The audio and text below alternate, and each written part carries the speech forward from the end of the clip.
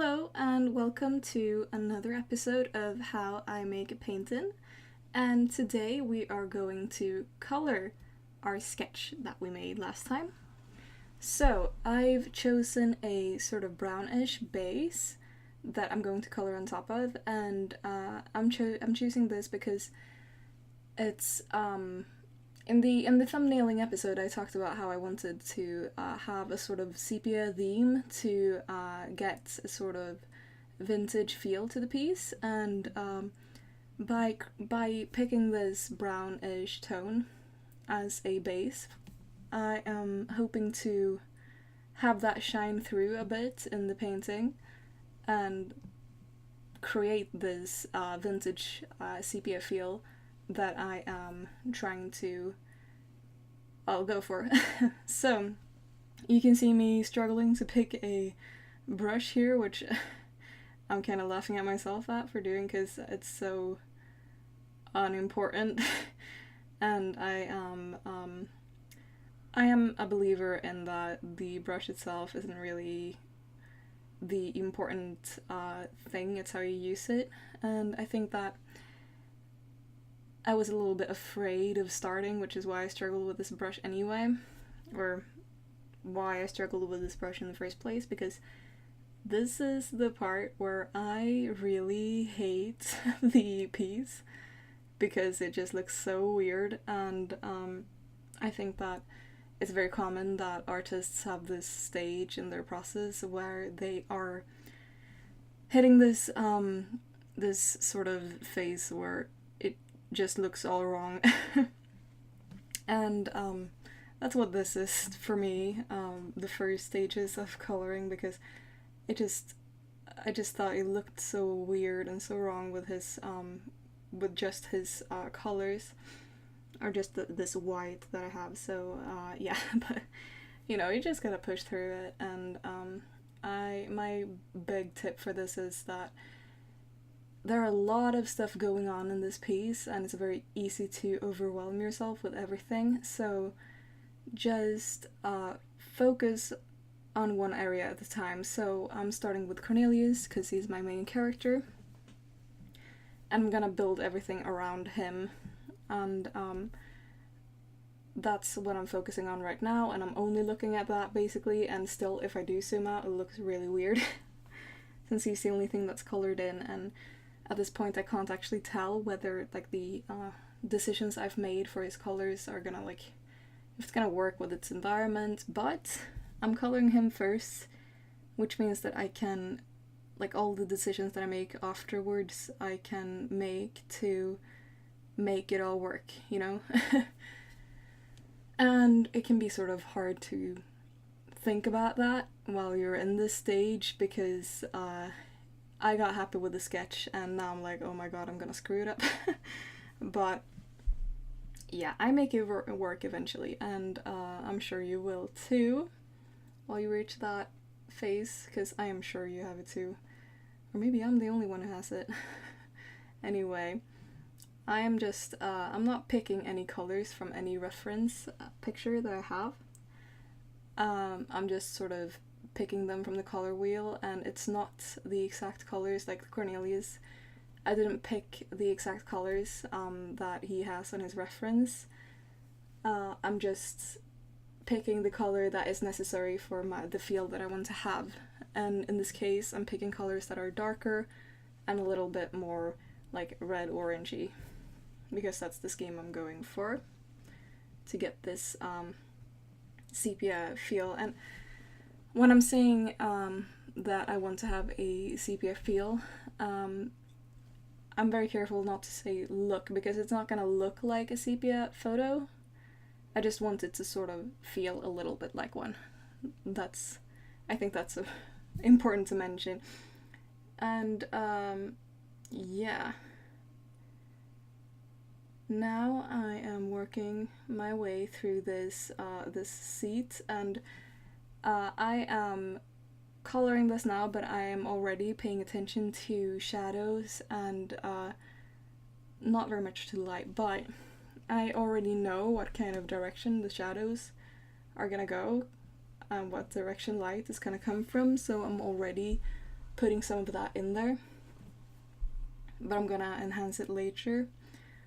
And I think that something that's important here is that this bag is blue, but I am not using any actual blue to make it look blue, because all of this illustration is basically in a yellow to red color scheme, and that's all warm colors. So as soon as you pick a color that's more, or that's completely gray, it's gonna start to look blue. And I think that that's like some basic color theory, and I want to have a very balanced and like pleasant to look at sort of color scheme going on, which is why I picked that scheme. So there are some greens, and that's my accents basically, and that's something that I picked out to make Cornelia stand out more. But those greens are still not completely green, because I'm sort of scared of green anyway. But yeah, and that's my color scheme for the piece. And color schemes are important to pick your mood. And my mood, I want my mood to be a little bit vintage, a little bit light and happy.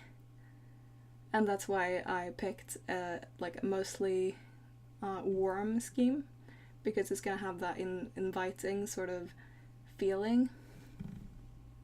And that's why I'm also careful not to, I don't want any blues at all in this piece, because it's gonna disrupt the entire color scheme, and that's why it still works with the grey, and the grey makes it look blue, which is how I'm not actually using any blue, but I'm still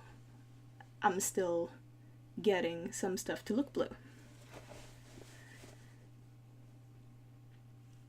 And actually based that cat on a friend of mine. She has a cat, a beautiful cat called Polly, and I actually based her, I already planned that in the line art, that she was gonna have her coloring.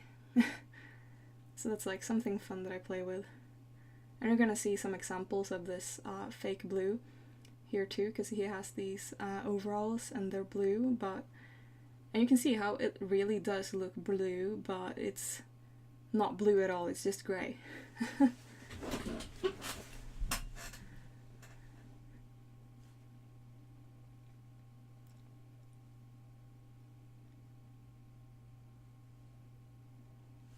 And the Bangle brothers.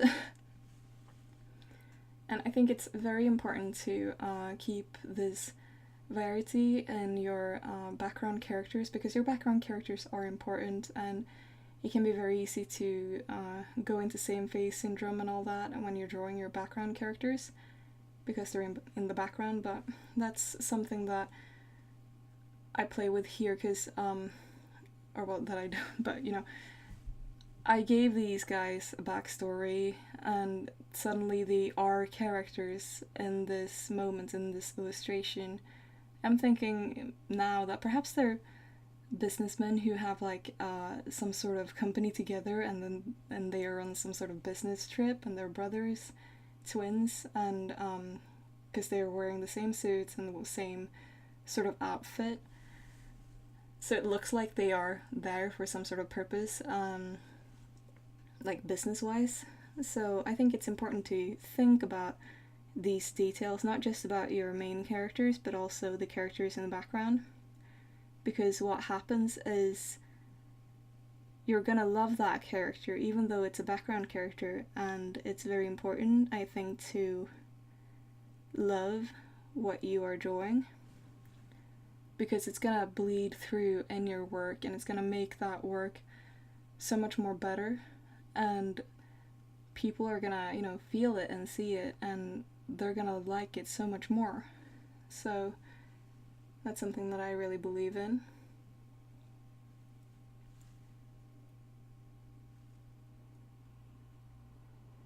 And then we got this Persian in the background. You see, she's way rougher than all the other characters because she's so way in the background. And I think it's important not to get too hung up on details everywhere, because she's really not that important. Cornelius is the star of the piece. He is very detailed, very rendered, or he's going to be anyway, because he's the most important piece of the piece. He's my focal point. But this lady in the background, she still has this circle, that head circle, and she's very rough, and it still doesn't really look wrong, you know? And that's okay, because we're not supposed to pay much attention to her. I'm gonna color these green, these curtains green, as I planned when we were doing the thumbnail.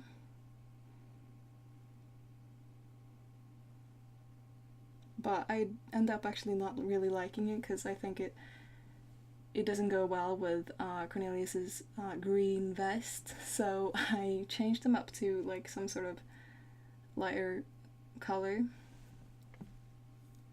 And yeah, that's pretty much it.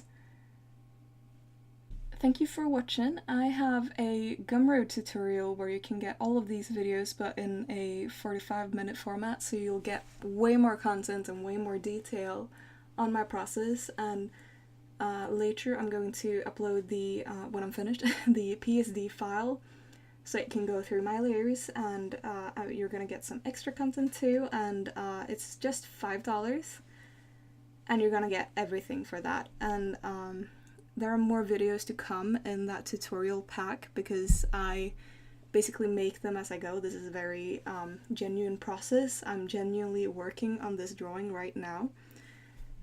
So yeah, and you're gonna get those too. So you only have to pay $5 one time, and then you get all the videos that I am going to upload there too. So yeah, I hope you'll check that out. It would help me out a lot. And thank you so much for watching. All my social links are in the description, along with the Gumroad tutorial, and I will see you in the next episode of How I Make a Painting.